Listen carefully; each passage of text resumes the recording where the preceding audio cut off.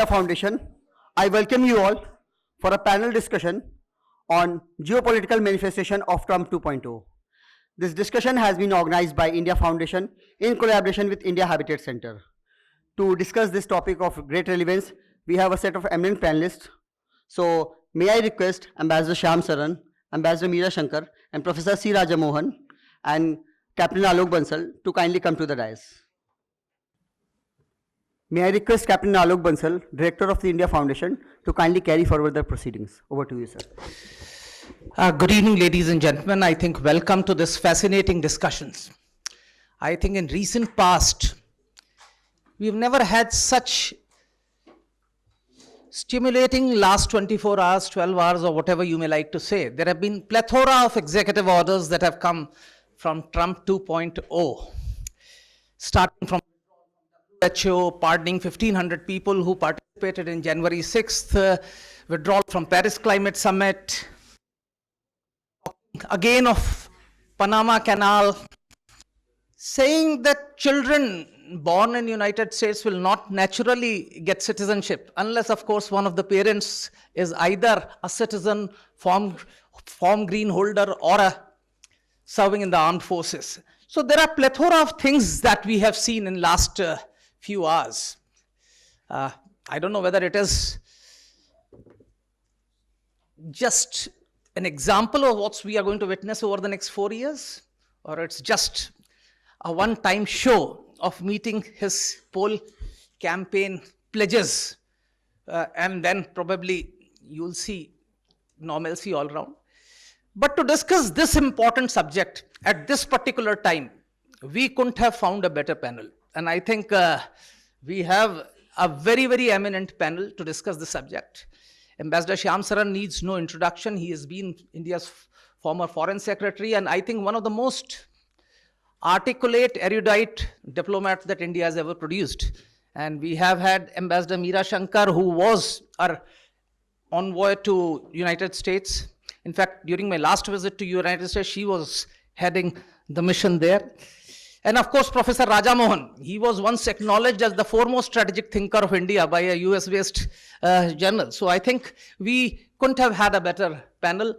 So without wasting much time, because this is a subject which I'm sure will generate a lot of questions, comments, etc. from all of you, I'll request Ambassador Shyam Saran to start 10 to 15 minutes on his views on geopolitical manifestations of Trump 2.0. America and Trump's world in a sense. So in the 10 minutes that has been given to me, let me just share some of my perceptions. One is that any notion that whatever Trump has done in the last 24 hours is really just rhetorical, or just a show that things will come back to some kind of a normal trend after some time. I think nothing could be further from the truth. I think Trump has given every indication, if that was needed, that the agenda that he set out during his campaign, he is now determined to implement the agenda. So I think we should be prepared for the fact that now the implementation of that agenda has begun. So any notion that this is partly for show and this is partly for satisfying his MAGA constituency, and reality will sometime bite and things will settle down to some kind of equilibrium. There is a new equilibrium now being put in place. I think that should be clear. The second thing is with regard to the domestic agenda, I think things are very clear, as has been mentioned, that there is likely to be very major moves on the immigration question. The relations with Mexico, therefore, are likely to get very much strained as a result. He has also declared that the drug cartels in Mexico will now be designated as foreign terrorist organizations. And that designation, therefore, has its own implications. He has even said that in case military action is needed, to root out these foreign terrorist organizations, he does not rule it out. So you are going to see in the next several weeks, you will see that progressively much of the agenda that he has set out, it will begin to be implemented. There may be some blowback, there may be some resistance, but essentially the stage is set for that. And this will mean a very different United States of America than you have been used to. My interest, I'm sure that you will hear much more. I think Raja Mohan has written a very good article in today's Express, which sets out what we should expect. He calls it the death of the liberal ideology. I hope it is, your judgment is somewhat premature, because I think there is much to be said for maintaining that liberalist framework. But I do agree with him that this looks as if we are coming to the end of essentially a liberal United States. Two or three things which struck me. One, of course, almost naturally, I look at this from the perspective of, the triangle US, India, and China. So this is what I would like to speak about. While it may have been expected that Trump will deliver on a rather confrontationist approach to China, many had expected that within the first 24 hours itself, he will announce his 60% tariff on Chinese goods. That we should be prepared now for a rise in tensions between China and the US. Actually, the opposite has been the case. Starting with even before his inauguration, the fact that there was a telephone call with Xi Jinping, which he described as a very good conversation. He has held back on the one item on his agenda, that is the imposition of these tariffs on Chinese goods. He has held off on that. Now, I think he has held off on that because I think he's using it as some kind of a bargaining counter, but he has held back on that. So that is significant. Secondly, he has linked it to what happens with TikTok, the video sharing app. Now, TikTok is important because during the campaign, despite the fact that he had been the first to say that TikTok is a national security threat to the United States, this perception has changed. Why has it changed? Because during the campaign, actually TikTok was very, very helpful to him in terms of getting his message across, because it has millions and millions of followers. And in fact, during the press interaction that he had when he was signing all the ordinances, he said that my view of TikTok has changed precisely because of the presidential campaign. That I was able to use TikTok in order to reach out to a very large young cohort in the United States, which I would not have been able to. And therefore, it is a very valuable platform. And therefore, he has said publicly that what I would like to recommend is that it should be now set up as a 50-50 joint venture. And this will allow TikTok to continue, for the young people to continue to enjoy it. And at the same time, which he did not say, is that along with X, which is already controlled by his very close corporate ally, Musk, TikTok too will join that. Now, this is important because, during the last time he was president, one of the very major opposition to him came from the liberal US media. Almost throughout that period, there was consistent assault on Trump.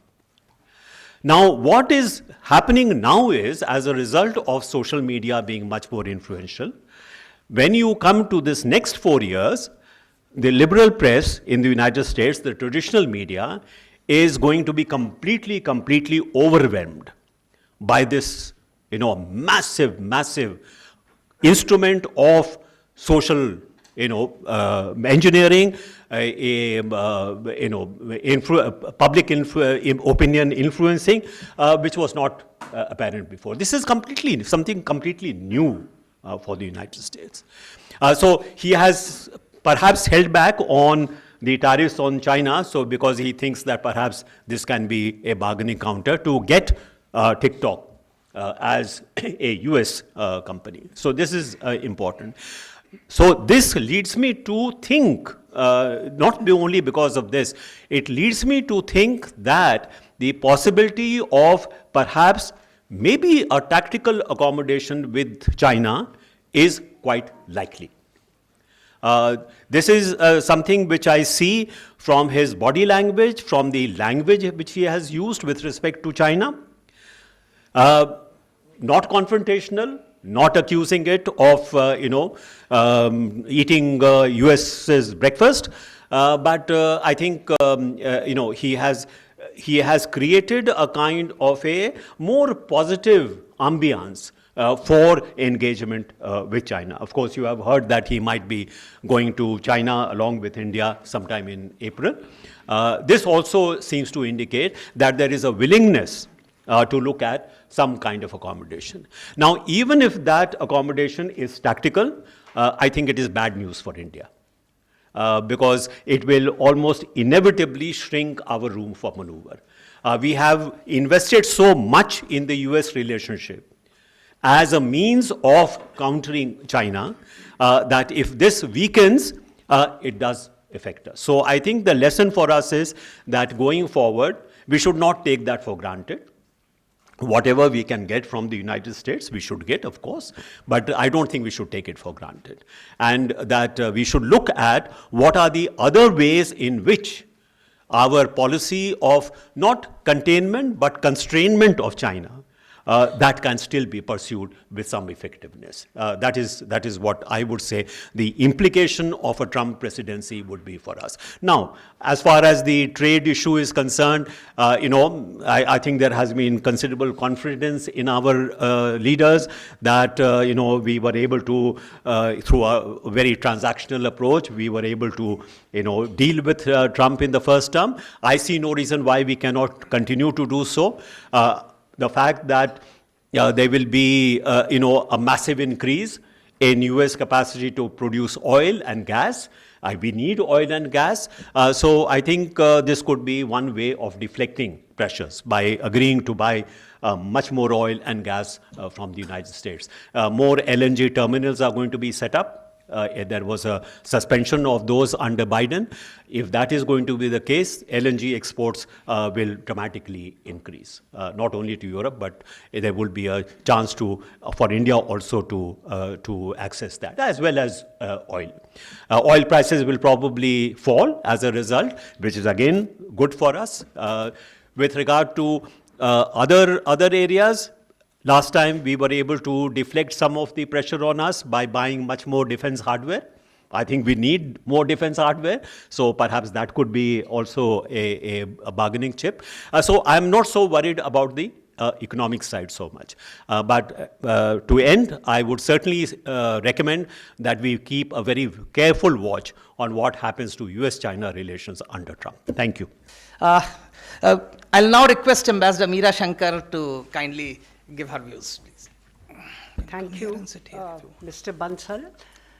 Thank you, Shyam and Raj Mohan. First of all, let me say that Trump in his second term has come with a much stronger political mandate than in his first term. He has won not only the Electoral College, but also the popular vote, and he controls both houses of Congress, though the lower house, the majority that the Republicans have is very thin. It's 5 or 6 seats only. So that might be the only constraint. He also has a conservative-leaning Supreme Court.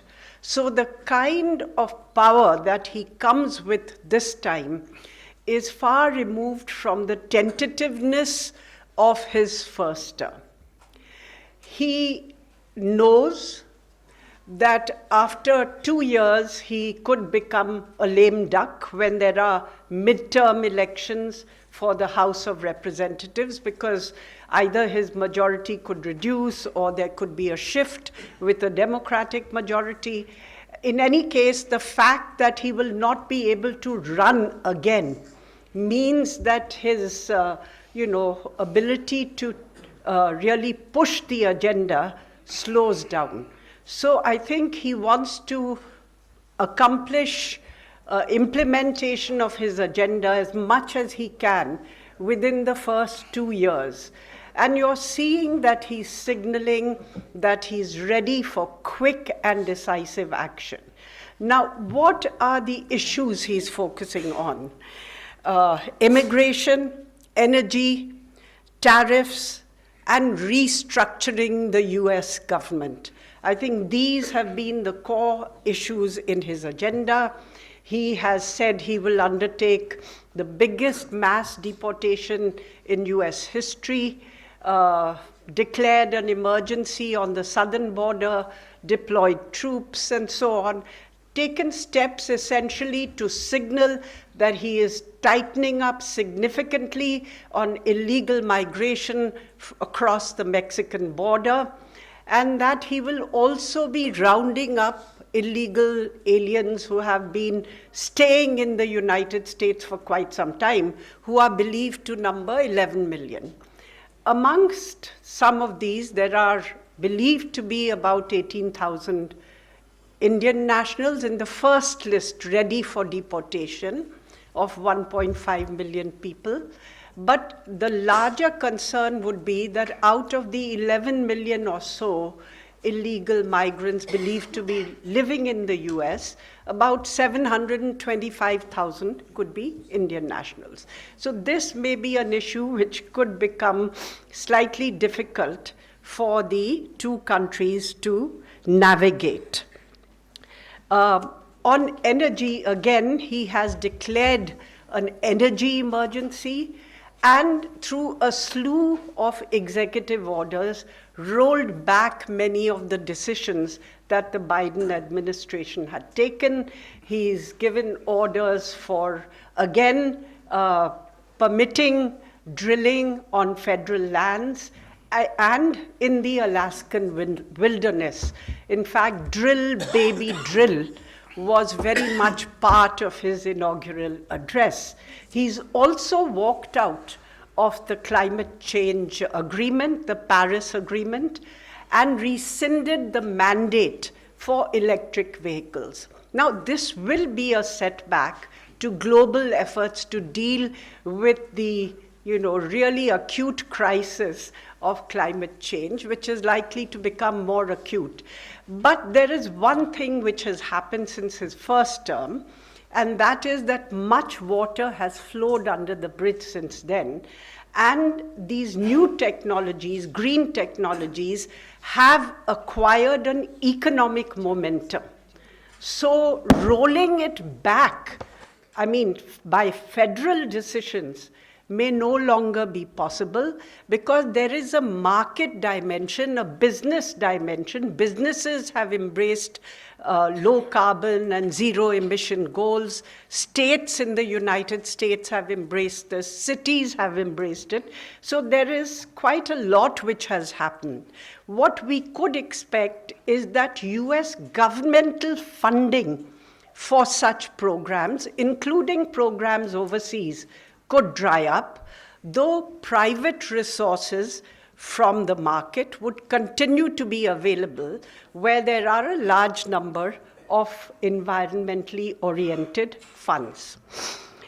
With regard to tariffs, Trump has been more deliberative in his announcements. He has not passed an executive order. In his campaign, he had said he'll impose a 10 to 20% tariff universally for all imports coming into the US, and a 60% tariff on Chinese imports. Later, he had threatened 25% tariffs on Canadian and Mexican imports unless they stemmed the flow of fentanyl and illegal migrants across their borders into the US. And in his inaugural address, he has set up a committee to go into the question of unfair trade practices by other countries and the US deficit, trade deficit with other countries. My sense is that he will focus on major US trading partners, Canada and Mexico to start with. On China, his tone has moderated because since his election, he's no longer talking about 60% tariffs.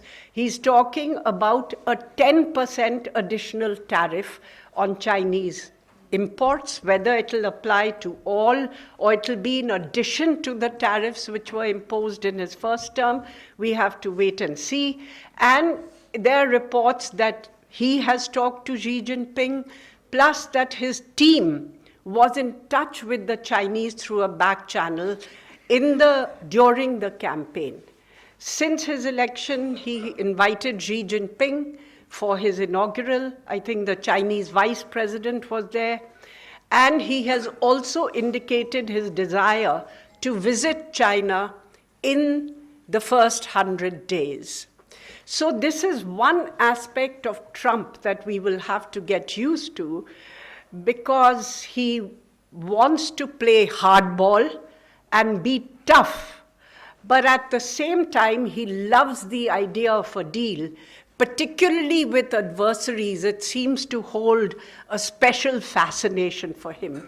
We saw that in his first term when he did the trade deal with China, which couldn't be implemented because of COVID. So there is very much a possibility that he could do a deal with China. He's talked about, building a strong military, stronger than ever before, but at the same time emphasized that he is a man of peace who wants to end war. And we've seen that there is now a ceasefire in place in West Asia for release of hostages and for withdrawal of Israeli troops in phases. His challenge will be to see that this is implemented and also see what could contribute to the longer-term peace in the region. He's likely to resume the effort to rope Saudi Arabia in to the Abraham Accords, though this might have to wait till there is a more durably stable situation. But that would be essential for the India, Middle East, Europe corridor to take off. Without peace, there is no way that that is even going to move ahead. So that is one project in which I think we could rope in the Trump administration and which would also appeal to his builder's instinct. So I think that is certainly something on which we could work together. In Ukraine, he has an envoy and has committed to bring an end to the conflict there earlier in 24 hours. Now his envoy says 100 days.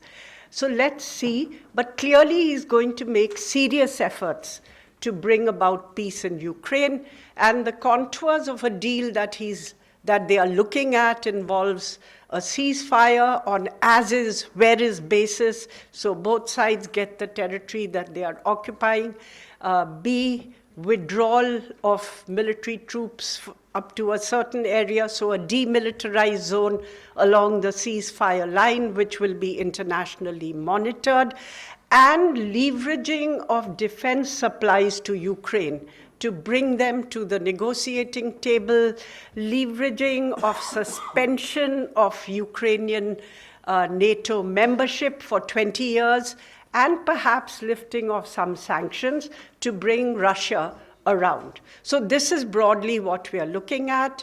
Russia has agreed to open discussions with the US, both on Ukraine and on nuclear arms, though they have stressed that the root causes of the conflict have to be addressed, and the root causes lie in NATO's expansionism towards the east. So conflicts in Ukraine likely to see a serious effort to bring them to an end. In Israel, perhaps monitoring of the temporary truce and maybe transforming it into something longer term. With Iran, I think the pressure will be stepped up enormously through increased sanctions. But there have also been unconfirmed reports that he's thinking of beginning nuclear negotiations with Iran for a nuclear deal. So I think this is something that we will have to expect from Trump point two, this use of pressure and the simultaneous desire to work towards a deal.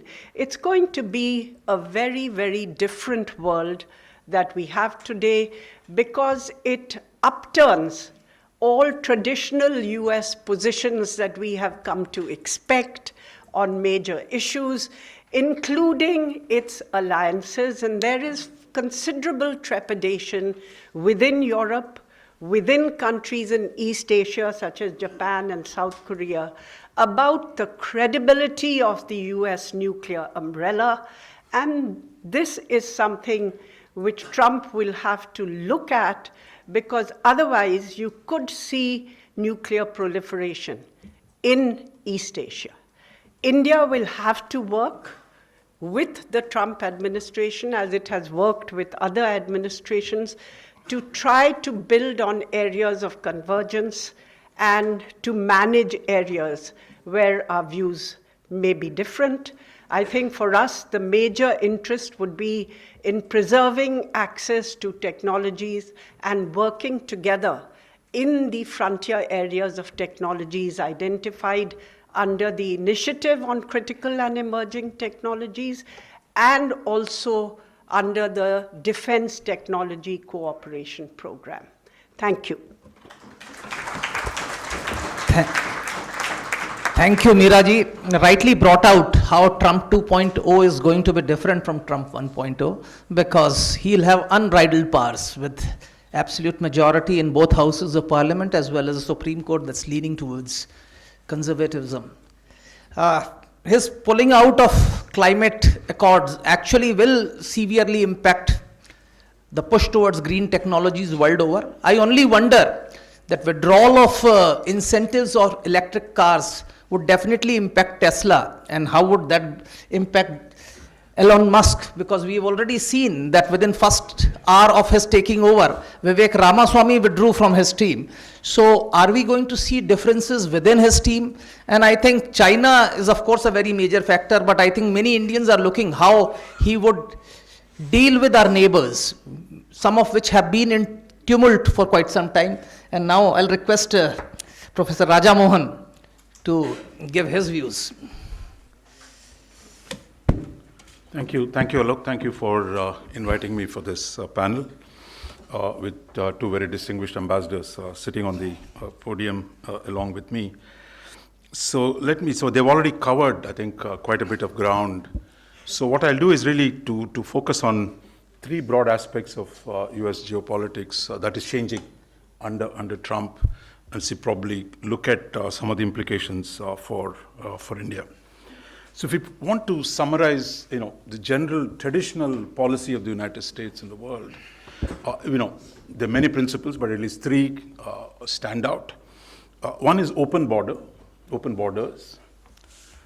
markets, and American leadership of the international system. So open borders, open markets, and open leadership. And American leadership of the international system.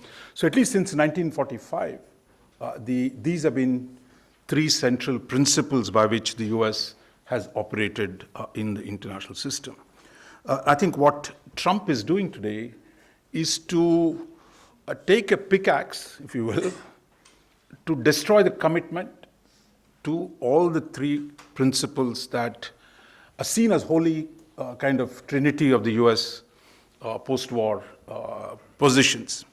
Now, when I say pickaxe, I think the fact is that he can take a pickaxe and like a Parshuram to destroy this commitment that that US has made, because there is deep disenchantment with these principles within the American public.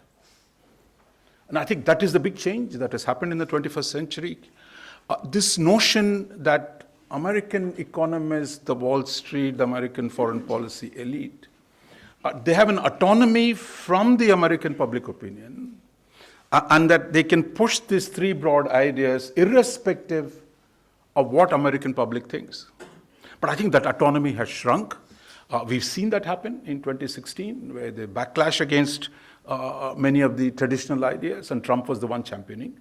As Ambassador Meera Shankar said, he could not implement much of it at that time. After all, he was a rookie, as the Americans say, no political experience, and that he took over, won the election, and then he made a number of mistakes, and he was too tentative. But I think this time, he's come back much more strongly. So I think on all the three, we've already seen some action last night, and there'll be more.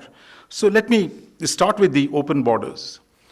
The notion, I don't know how many of you, I'm sure most of you have been to New York and seen the Statue of Liberty, right? I mean, that it is the principal symbol of the US open borders, and that whether it's the Chinese students protesting against Communist Party or everyone, if you think of America, the Statue of Liberty.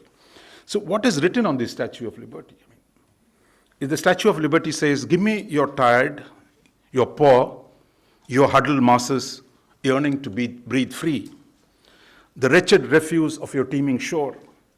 Send these, the homeless, the tempest-tossed, to me.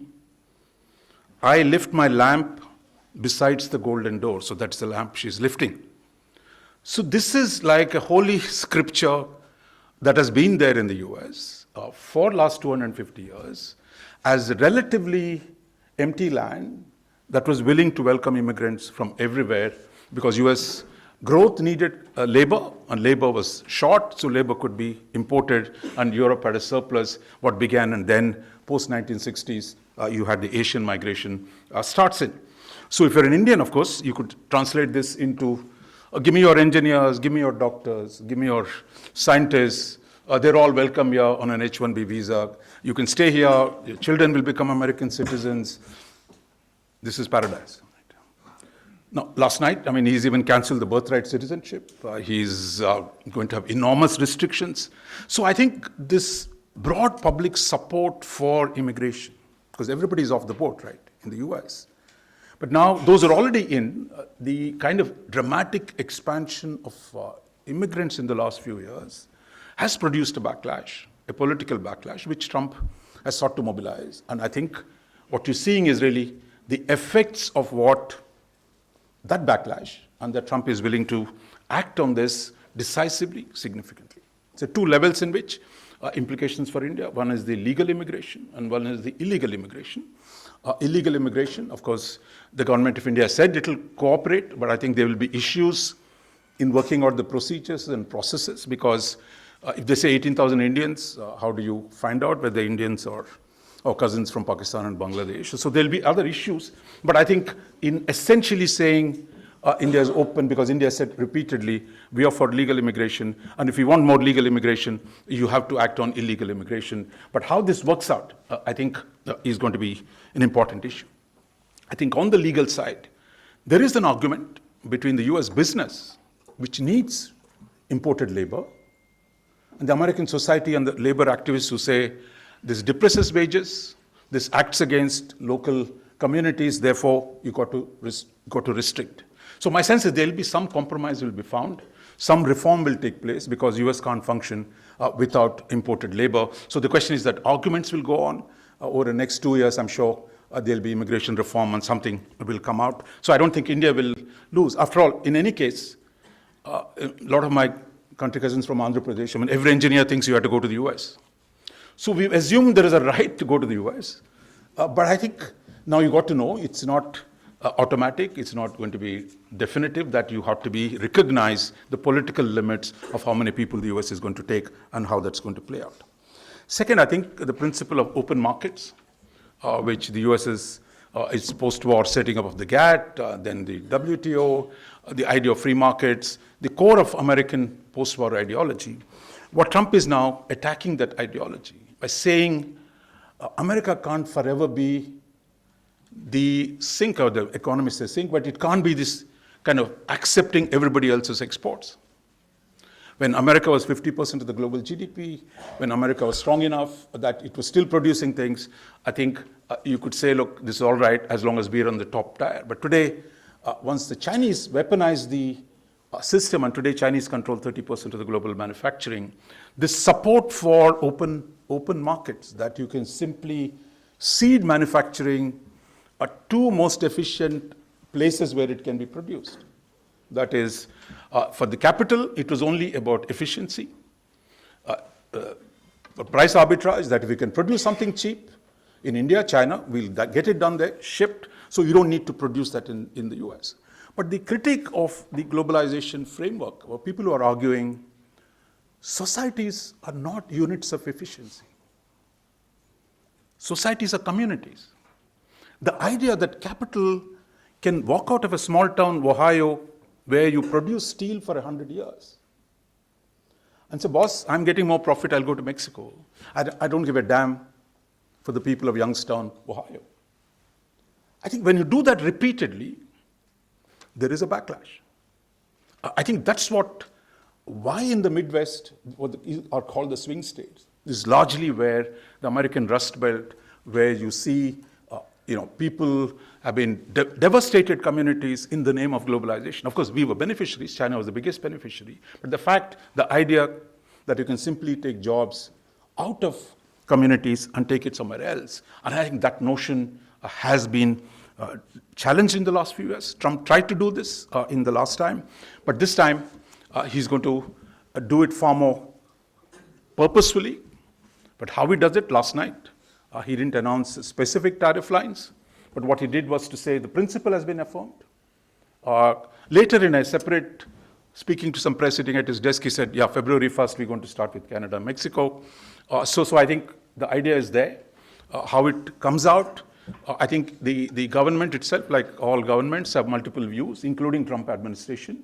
So I think they seem to be moving deliberately to work out a strategy of how do you impose tariffs, who do you impose, and I think at this point there is a review that is going on. So I think things will happen, and how to take on China, that's the other issue. But I think the era of open markets is over. That in any case, look, last 10 years, I think India itself has moved away from some of these ideas, whether it's RCEP or support for various other areas. So I think you're into a system where the post-1991 expansive liberalization and globalization, and the post-45 more balanced, carefully crafted free trade, both these phases, I think, are going to be tested, and I think what you're now going to have is a more emphasis on reciprocity, on fair trade, not free trade, and working out arrangements between different countries on the basis of mutual interest and agreements. And I think that's where we're going to head with the US. Of course, US is the number one economy. It is the biggest trading nation. It imports the most. Therefore, when the US forces, because if you're the biggest guy, you can force a change of terms. Trump is confident by very threat of sanctions and economic measures, he can force a reorientation of the global trading system, which is what he's setting out. We'll see how that will play out in the next few weeks. The third one is the American leadership. Those of you who heard his speech yesterday, one word missing was leadership. Otherwise, Americans are always talking about, we are the indispensable nation, we have to lead the world, we are, without us the world won't work. None of that in Trump's speech. He's essentially saying that, look, in the name of leadership, the American elite imposed unfair costs on its own people. So, all political leaders, when they take power, they say, look, the previous guy was an idiot. Now I'm going to be great. I mean, that's a normal thing. Yesterday he had gone way beyond that proposition. He called the American establishment corrupt establishment that betrayed the interests of American people. It's all in a closed door, so you couldn't even walk out. Poor Bill Clinton and George Bush. So that is the level of intensity of internal argument. And I think we've not paid enough attention to the American domestic arguments, but I think he's essentially saying the claim that the liberal institution builders have made, that the American citizens must be prepared to pay any price, bear any burden to defend American leadership and American, the liberal international order, if you will, in the world. He's saying, I'm not doing any of this. That this notion that US has to spend money to secure something in Afghanistan, like yesterday he said, look, we are defending other people's borders. What we need is to defend our own borders. Why is the army in Afghanistan? They should be in Mexican border. So I think this argument has a huge resonance within the US.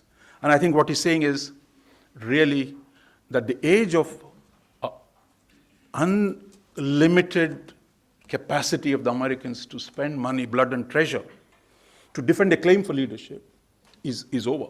And he said a dreaded word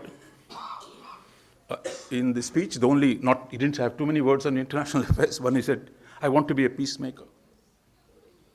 Nothing shocks American allies than an American president who says, I want to be a peacemaker. What does it mean? I want to cut a deal with Putin. I want to cut a deal with Xi Jinping. So if you say, look, I want good relations with both of them, I'm not fighting endless wars, it's not my job. If Europeans don't want to spend money on their own defense, I'm not going to keep throwing money into Europe. And as he repeatedly said, showed Taiwan next to China and said, China's here and I'm there.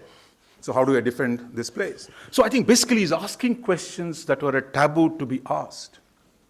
How long will US defend other people's territories and security interests? And I think that is a big question he has posed.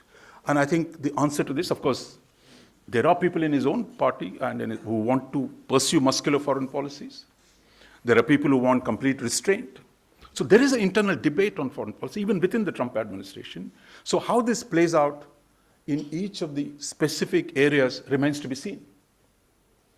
So I think whether it's North Korea, where don't forget, Trump was the first American president to land in North Korea. He's open to even doing a deal with Iran. So when you talk about a peacemaker, you are saying, I'm not starting with the proposition, I got to fight the Russians, I got to fight the Chinese, I got to fight the Iranians, I got to fight the North Koreans. This so-called axis, what is it called? Axis of autocracy. Yeah. Axis of, no, evil was the last one. Axis of, what is it? Axis of resistance. So he's saying, look, have I taken a takeoff for fighting everybody in the world? So these are questions that were never asked. But if you ask those like Chomsky or others, you consigned to mental asylum. But today the president is saying this can't be done. So I think this is hugely important. And related to this is the question of walking out of multilateral institutions. Again, walked out of the WHO, walked out of Paris Accord. This notion that US must bear the responsibility to build and sustain global institutions. He's challenging that notion. He's also attacked foreign aid yesterday, a 90-day suspension of foreign aid if the foreign aid doesn't serve American purpose. And I think there's something Indians will be very interested. This foreign aid is being used to promote ideologies within other countries. No, regime change is too hard to make, but the fact is he's saying many of the people who complain American aid is used to do all kinds of things. He's saying, look, why are we doing this? Aid should be to promote American interests and not ideological agendas in other parts of the world. But this is an argument, normally the liberal Americans don't make it, but he's making it. So I think here we are, and I think on these three major issues, you have actually a fundamental questioning of the post-war American strategic evolution. And I think we should be prepared for this big change, because we all assume certain things about the US, as both of my fellow panelists said, we are in a new place. And finally, I would just want to expand a bit on what Ambassador Shyam Saran said about US-China relations. I would say we should watch this. I fully support his proposition, but I think I'll be more open-ended than how this thing might play out in the next few years. If you go back to 2017, Trump was sworn in on January 20th, and Xi Jinping landed in Mar-a-Lago in the first week of April, less than 70 days, 60 days. So this notion of a big deal with China has been very much part of Trump's worldview. But the fact is, can the structural contradictions be overcome to produce a a deal that it can satisfy the both sides. And I think that's the question. I fully agree with Ambassador Shyam. We got to watch and follow to see how the relations will play out. But I would conclude with one. I don't think we should lose sleep every time US and China talk to each other. Or for that matter, because we love America and Russia talking to each other, because Russia is a friend, China is not a friend. So therefore, I think if you look at the triangular relationship between the three of them, US, China, Russia, over the last 100 years, it has oscillated repeatedly. They were enemies sometimes, they were allies sometimes, they were frenemies sometimes. They wanted to jointly manage the world, they wanted to jointly manage Asia. So every phase they've gone through. And I think that cycle of changing great power relationships is a reality.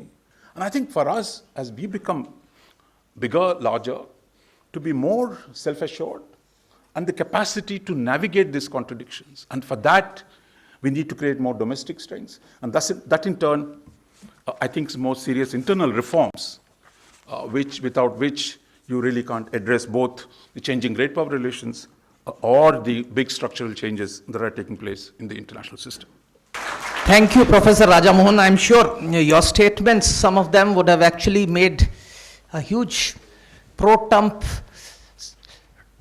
supporters that we have in India think on certain lines. There is no doubt that within the Trump administration, you would have differences between new converts like Elon Musk, Tulsi Gabbard, Robert Kennedy, and old team which actually has been with Trump. The policy differences within Republican Party between neocons who always thought that force is essential to actually pursue the US ideologies, and now Trump saying that it's not our responsibility, would probably be seen in days to come.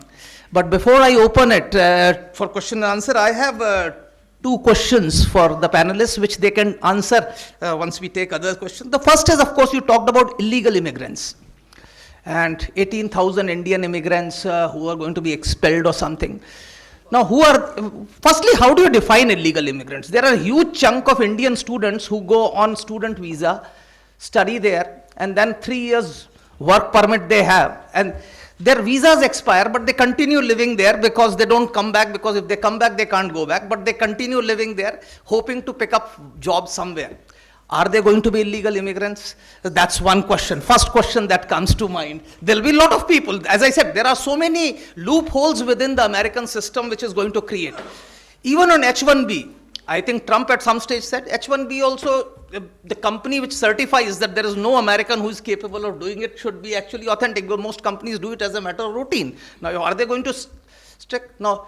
H-1B, Elon Musk said something else. He said there will be war if somebody targets H-1B. Now, are we going to see that sort of a differences?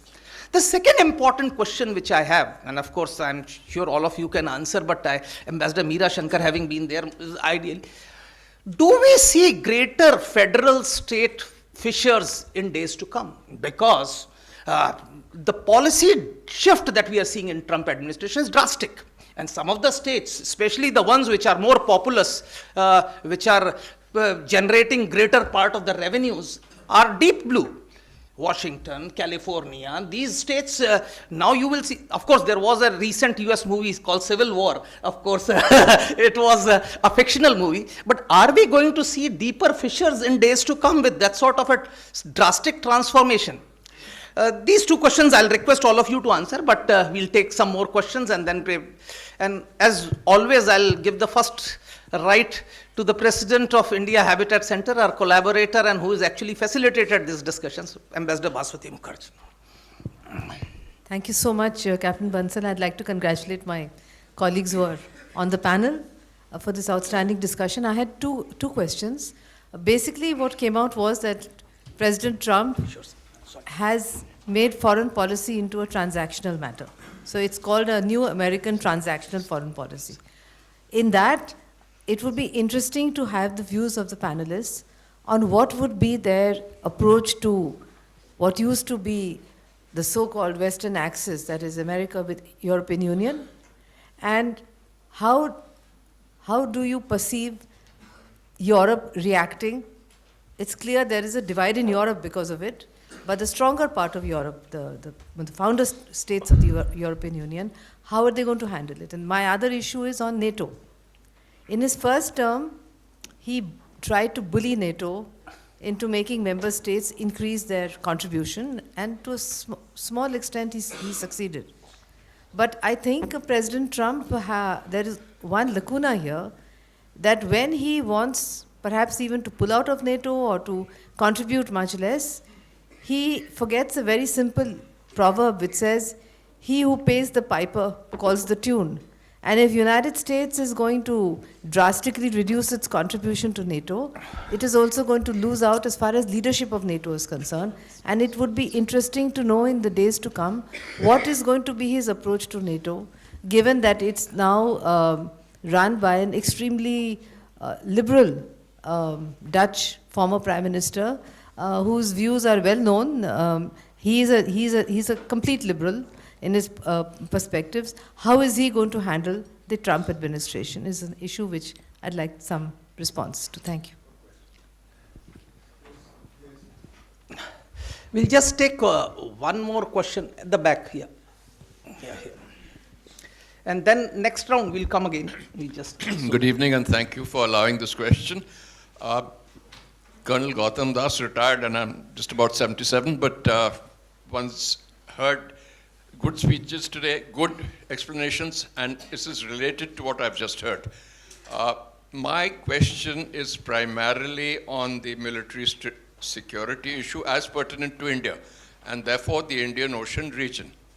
Now, will a Trump administration, which is led by a businessman averse to war, still have notions of being a security provider in the Indian Ocean region? I'll just amplify this very briefly. The United States Navy is the most powerful military force in the world, and its mere presence in the Indo-Pacific affects a whole lot of countries, including us. Now, if he wants to withdraw back to the Pacific, then it's no longer the Indo-Pacific. As their generals and admirals have been saying, from Hollywood to Bollywood, the eastern part is going to go. It'll be Hollywood only up to Taiwan. Now, in this circumstance, what do we expect? The US Navy has been shrinking over the years. Should the Indian Navy, should India spend more on its Navy? These are interrelated. I'll leave it at that, and I'd be delighted to hear from the senior people present. I'll now request in the reverse order, starting with Professor Raja, and then we'll take next round of questions thereafter. Quickly, I think, Alok, to your question on the US is a federal state. I think as a union of states ever centralized, India, we don't appreciate. The US actually was constructed by putting together states, and the states have very strong rights. And last 10 hours since he announced birthright citizenship will be taken away, governors of most states have tweeted, a Democrat state. So it's not about as much as federal, that it is about, there will be opposition, there will be resistance, there will be courts. So after all, it is still a democracy, and I think the contestation will go on. He's pushing for some new ideas, but I think those will be tested and contested across. And the federal structure has not gone anywhere. It's probably other than Germany, is one of the most large federal states. Second, I think on the question of transactional, I don't object to the word transaction, because in the end, foreign policy is you give and take, you get something, you give something. But the problem is deeper, I think. What is questioning is the premises of American engagement with the world. That I'm not going to pay for it. That we are not an endless, a policeman and with a deep purse, I'll pay for everybody's security. He's saying, look, it has to be distributed differently. That is the argument. And I think if you see their internal debates, the notion of globalism, that America has a global responsibility.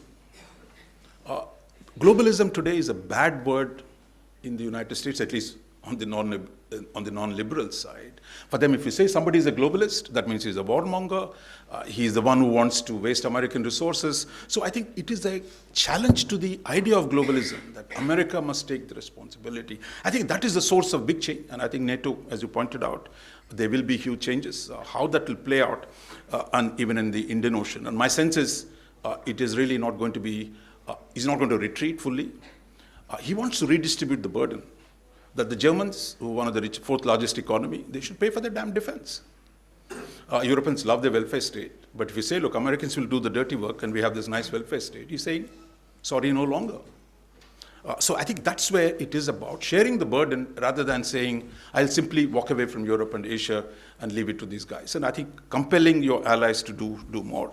On the Navy, sir, I'm a great navalist. I'm not from the Navy, but I strongly support Indian Navy, because that's our future. But the fact is, with the defense budget that is down to less than 2%, and if all the things Trump says are going to do, I think time has come for us to up our defense budget. Our Air Force is complaining that the squadrons are not there.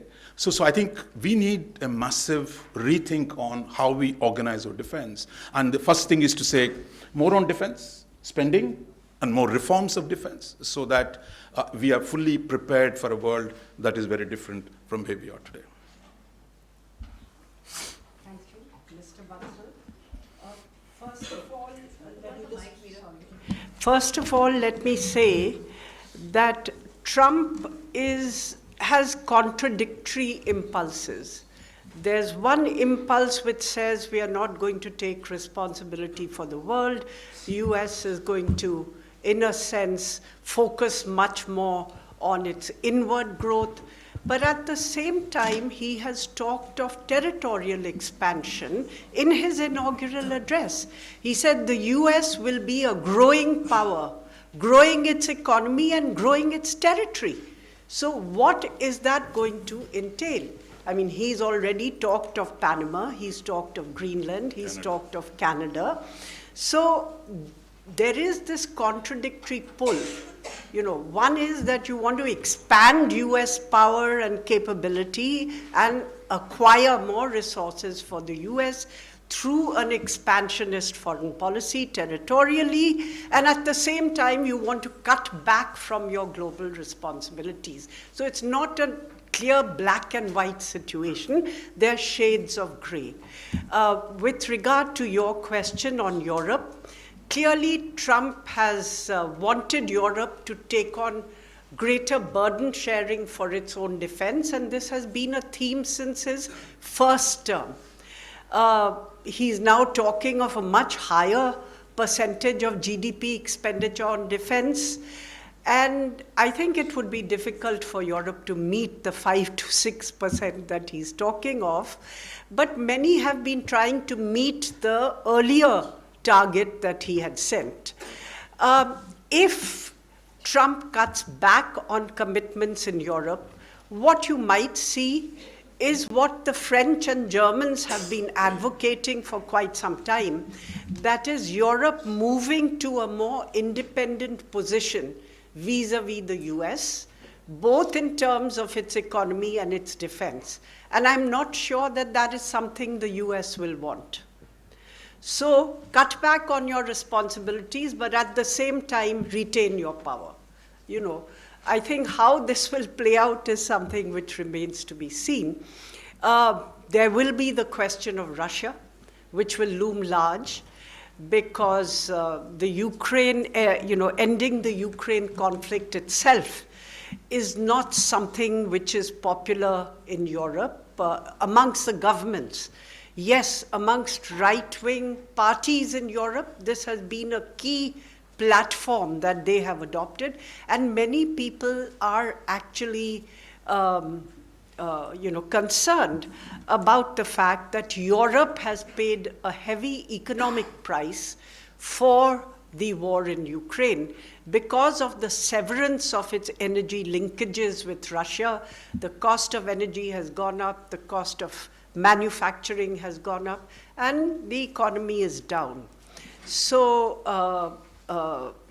this itself becomes an issue which Europe and the US will have to navigate. But the larger question of relations with Russia, I think, will actually be even more delicate for the US to negotiate with Europe.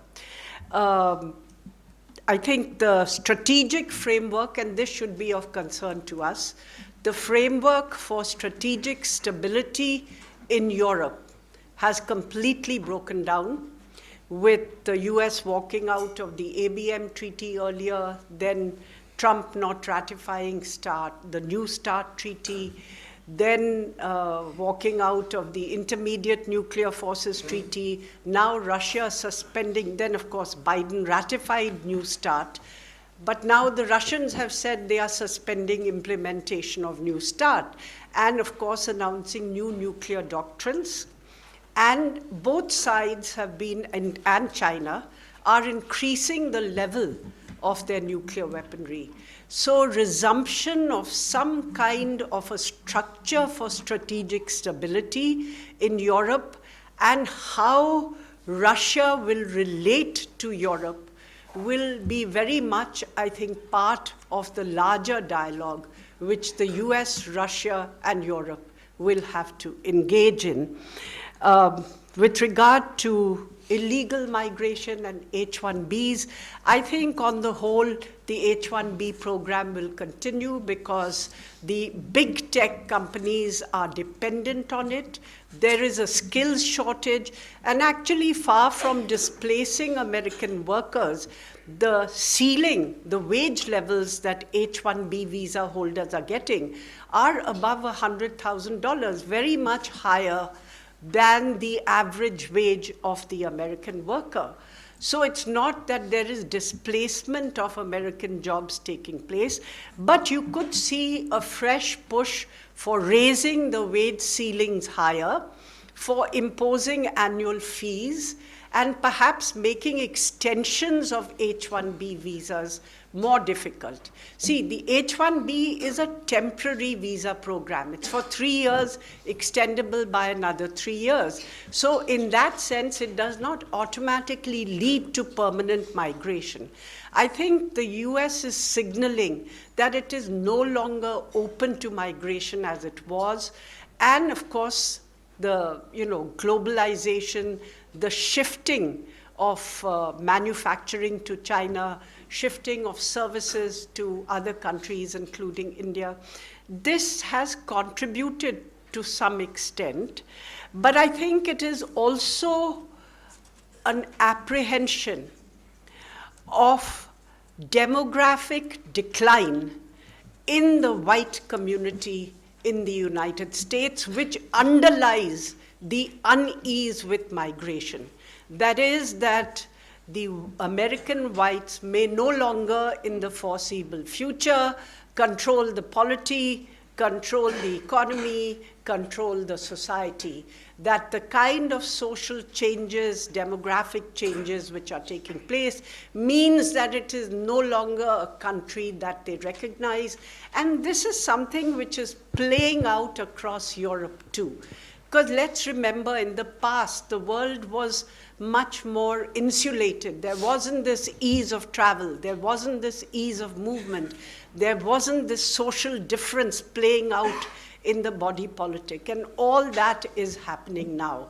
So it is a combination of a backlash against economic globalism, which Americans feel has not played to their benefit, and demographic decline.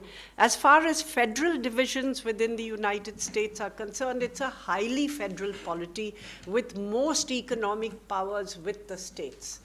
The president basically has powers in the realm of defense and in the realm of foreign policy. So you find that most presidents take a great deal of interest in foreign policy, but economic policy to a considerable extent, environmental policies are with the states. I think there is a section of Trump supporters who want to strengthen an executive presidency. That has been part of the agenda for restructuring government, reduce government, reduce regulations, bring in partisans or loyalists into even lower levels of government, and at the same time strengthen the executive presidency. These have been the core ideas for reform and restructuring of government. It's not going to be a cakewalk. Already the Union of Federal Employees has filed cases against the setting up of the Department of Government Efficiency. There are challenges. There will be civil society challenges on the illegal migration question, because all this will play out in their courts. You remember the first time round when Trump had said that he will deny visas to visitors from Muslim countries. And then this was struck down by the Supreme Court, and the policy could not be implemented. So I think that there is a lot of to and fro which is going to happen as a result of domestic differences of opinion. Finally, in the Indian Ocean, I don't know, Trump has taken two positions. One is that he wants to cut down on commitments to West Asia and Europe to be able to move more towards the Indo-Pacific. And at the same time, you know, he wants to cut down also on the Indo-Pacific. So we don't really know where the final fulcrum or balance of decisions will lie. A lot will depend also on the individuals he has appointed to the different ministries and departments and what views they take, because that can color the outcome of decisions. Thank you. So let me just respond to some of the points that have been made. The one thing which I have maybe a slightly different perspective from Raja Mohan is that I do not think that Trump is saying US does not want a leadership role anymore. Of course US wants leadership role. What does make America great mean if it is not, to seek a leadership role? Maybe a different kind of leadership role, but I do not think that there is any question that the United States of America is looking for a leadership role. So that should be well understood. Secondly, if you see things like his remarks on the US dollar, that I will not tolerate any kind of a threat to the position of the US dollar as a global currency. Why should you care if you don't want to play a leadership role? Thirdly, I would say that the sense that the liberal America was somehow more, shall I say, amenable to perhaps some moral and some value-based kind of impulses. I don't believe that, having dealt with the Americans. This may be a nice packaging to have, that you are looking for a value-based system, but when it came to pursuing US interests, the US could be as ruthless as anybody else, perhaps even more. So maybe we might expect a somewhat different package, but I do not think that you are dealing with a country which wants to be powerful but does not want to take responsibility. It may take the responsibility in a different manner, it may define its responsibility in a different manner, but any notion that somehow you are going to see a US in retreat, that is not the case. Multilateralism, yes, the US has walked out of the WHO, the US has walked out of the Paris Agreement, has very little patience with the UN system. Just like we say today that more is to be achieved through bilateralism rather than through multilateralism. The US is expressing the same thing. I can get better deal for the United States dealing bilaterally with countries rather than going through the multilateral system. So US exceptionalism is very alive and kicking. And so that aspect of US policy, I do not think that we should believe that somehow or the other that has undergone a very big change. Lastly, I would say that there is likely to be, for the reasons that have been mentioned, there is likely to be a considerable domestic turmoil in the United States as a result of this. I mean, this story is playing itself out. Maybe in the first flush, we see as if, he's going to steamroll over everything. Not quite. I think there is still a reason for us to be mindful of the fact that this is a very large country. It is a federal country, and therefore the sources of opposition may take different forms. But certainly I would agree that Trump is perhaps today in a position which is somewhat unprecedented in terms of the power that he is able to wield. And lame duck, I think lame duck is actually in his favor. He doesn't have to care about what happens after 4 years.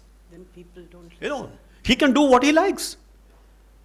So that, in fact, gives him greater leverage, in a sense, to deliver on his agenda.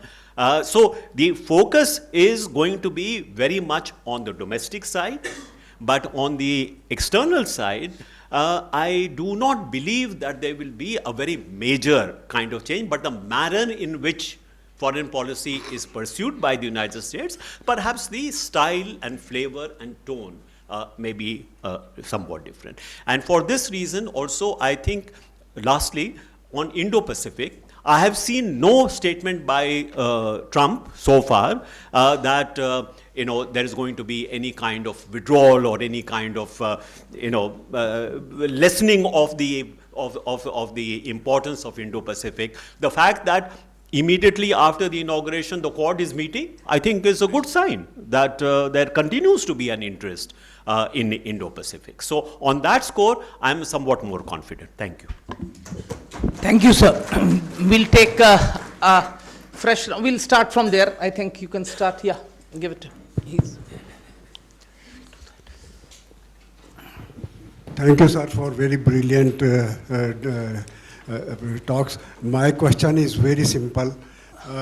Looking at the record of Trump 1 and Reagan, will it worry United Russia, Soviet Russia? And if Soviet Russia gets weakened, will it impact Pakistan and India very much? Okay. Next, here. Yeah. Here. Just give it here. Third. Yeah.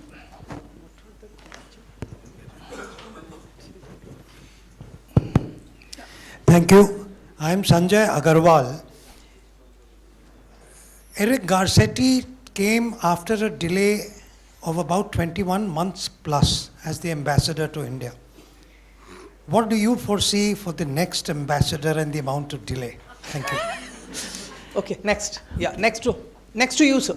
Just give it to left of you. Yeah. Thank you for considering my question. My name is Shresh Sharma. I'm a research intern at Center of Geoeconomics for the Global South. Thank you for such elaborate explanations and discussions. My question is directed towards Ambassador Meera Shankar. As the previous administration of Joe Biden was visibly, welcoming or in favor of the HTS administration of Abu Muhammad al-Jolani, the West was visibly in a tonal agreement of him coming in power after the ouster of Bashar al-Assad. How do you see the stance of Donald Trump and his administration on Syria and in general in the Middle East? Thank you. Ambassador Kanta. Yeah, just give it. I have a couple of questions, one on China-US relations, one on India-US relations. I agree with Ms. Shyam that USA is not about to abdicate or dilute its leadership. What Trump will try to do is to find out new terms of engagement whereby USA expends less in terms of blood and treasure. Now this brings me to US-China equation. Trump wants to make USA great again. Xi Jinping wants to make China great again. That basic contradiction will not go away. And Chinese are not going to make any dilution in their strategic pursuits to accommodate Trump. So best we can see, Trump can hope to see, is what Ms. Sharan referred to as some tactical adjustment, which again can be a matter of. Now, one area which is already being discussed in Chinese academic community invest in USA. In fact, CATL, which is the largest battery producer in the world, Robin Chung, he has already stated you are going to set up new factories in USA, which will be a big change. By itself, sourcing from USA, given Trump's experience with January 20 agreement, that will not suffice. But investing in USA will lead to a major change in US de-risking strategy vis-a-vis China. A related question is, to what extent export controls regime applicable to China will continue? Jake Sullivan's small yard, tall fence, will that kind of approach continue under a different nomenclature, or export control will not get kind of primacy which it was getting earlier? This is about US-China economic engagement. India-US economic engagement, I fully agree with Meera that for us major preoccupation should be technology. And here I would like to have views of the panel to what extent IMET will survive. It had delivered only to a limited extent.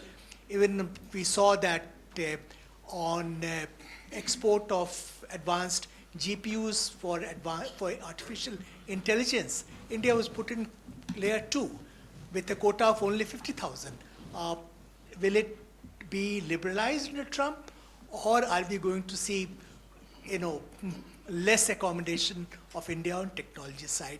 And a related question is, on technology side, why should it be an important objective for government of India to seek continuance of H-1B regime? Does it really help as a nation? Thank you, sir. My name is Kamal Madishetty. I'm a researcher of international relations. My question to the panel is, what is your expectation with respect to the Trump administration's approach to some of the more pressing challenges in India's neighborhood, particularly Bangladesh, where both the humanitarian and security situation has been deeply worrying? I'll now request Ambassador Shyam Saran and then go this way. Not really very much to add to what I said. As I said, I mean, the point that you make about Ambassador Kanta, about the structural kind of, underpinnings of the confrontation between the US and China, I'm not suggesting that that will go away. And yes, there is a contradiction between making America great again and making China great again. But we have seen in the past, and that continues to be, I think, possible today, of tactical accommodations, which from the point of view of basically a regional power like India, could be costly. Because when you have superpowers looking at their global strategies, then they are not going to pay much attention to your interests. So you should be prepared for some of your interests being sacrificed if it makes sense for them in the larger global strategy.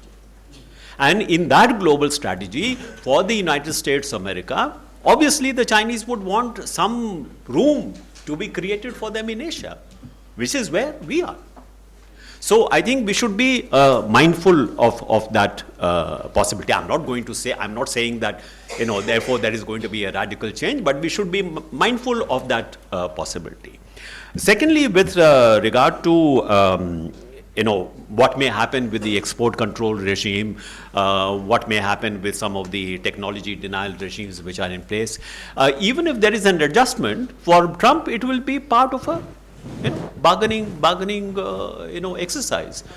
You give something to me, I will give you perhaps something. Now, exactly where that equilibrium will come remains to be seen, but very important point that you have made is Trump's willingness to allow large-scale Chinese investment in the US. Now, if that does happen on a large scale, political dynamic will have to change. You cannot say this is in a different compartment and I will deal with it in a different way. No, you can't.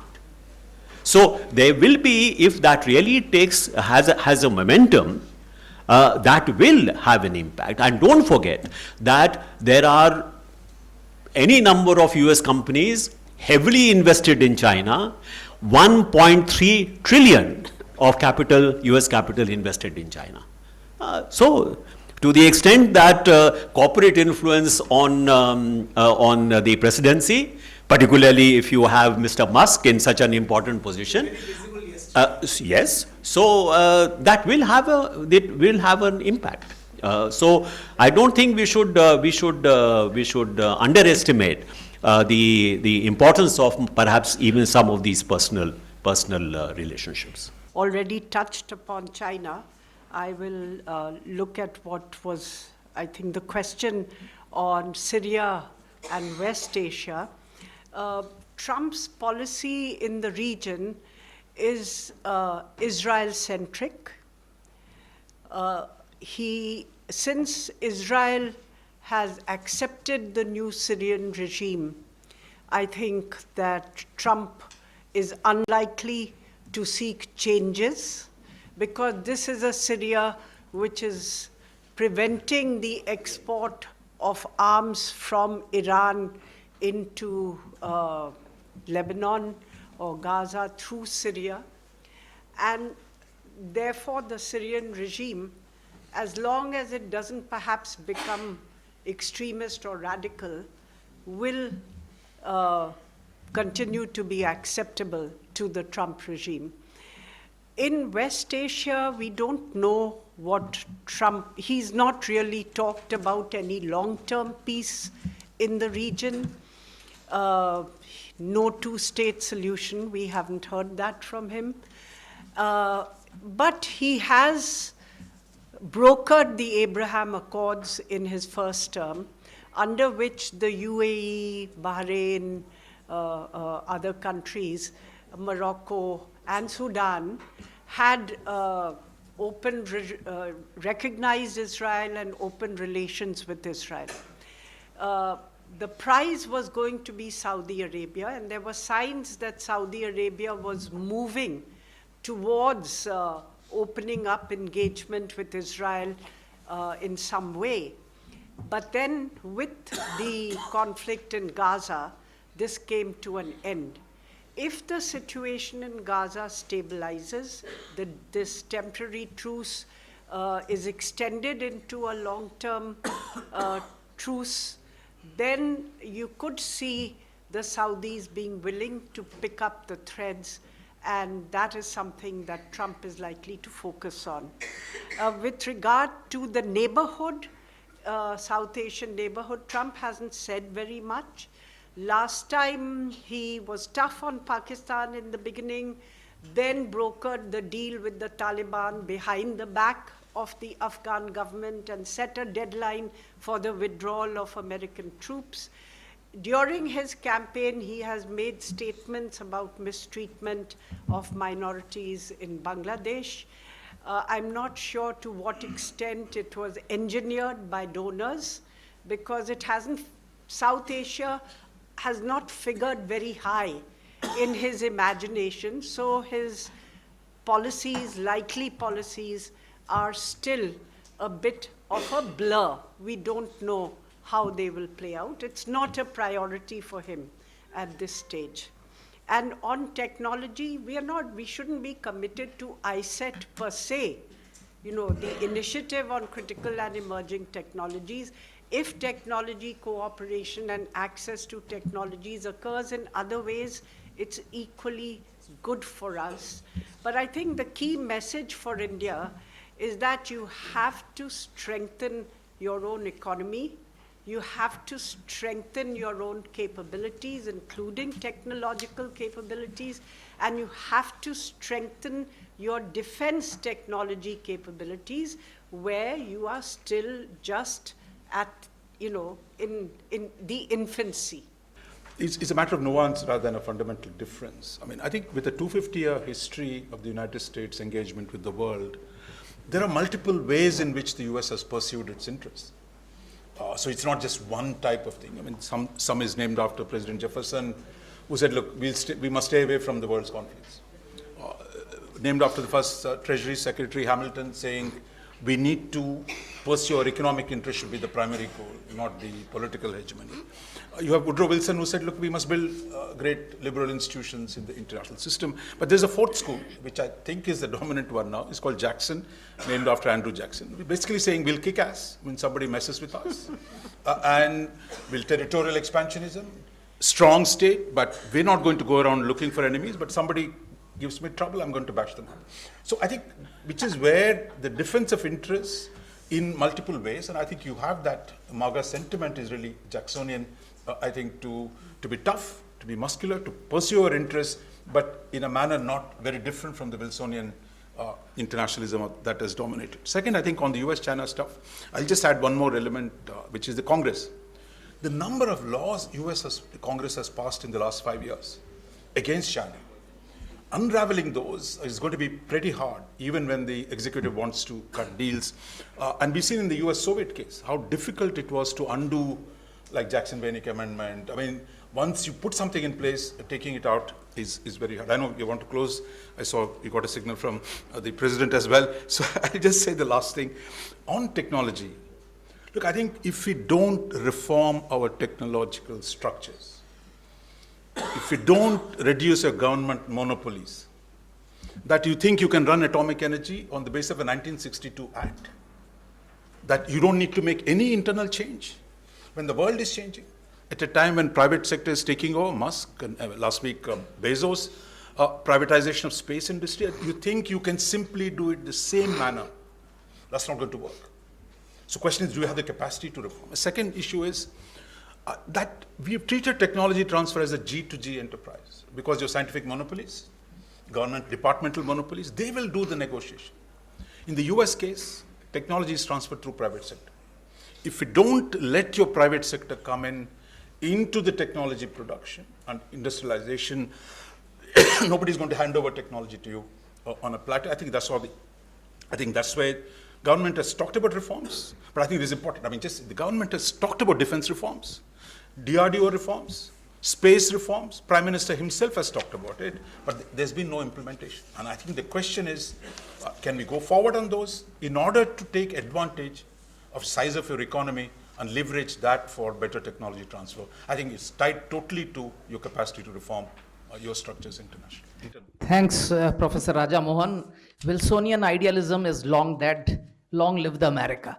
Well, I'll request my colleague Pawan to come to the stage for felicitation and invite Ambassador Bhaswati Mukherjee to felicitate the speakers. As we wind up this event, may I request Ambassador Bhaswati Mukherjee, President of India Habitat Center, to kindly come to the dais and felicitate our panelists. As she comes, I just wanted to make one announcement as a change. In the month of February, we'll be starting 2 hours early, just in keeping with the winter. So February 10th and 20th, we have the next programs, which will start at 4 p.m. rather than 6 p.m. That's good. Graphic evidence is essential. Then comes my dear friend Meera.